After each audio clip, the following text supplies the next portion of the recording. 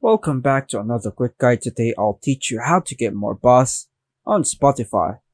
And it's literally an easy process. Make sure to watch until the end of the video to know how it's done.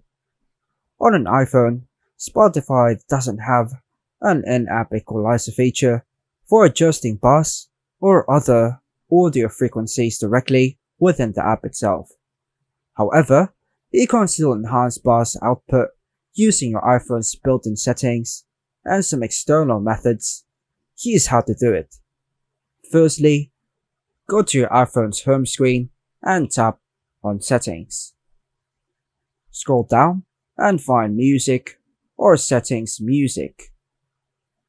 Tap on EQ, Equalizer.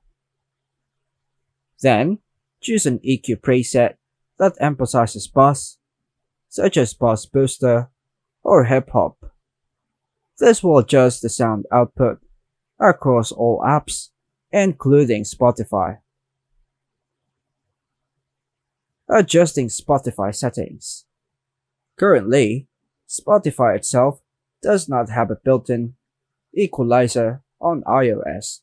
Therefore, using the iPhone's EQ settings is the best way to achieve more bass specifically for Spotify playback on your iPhone.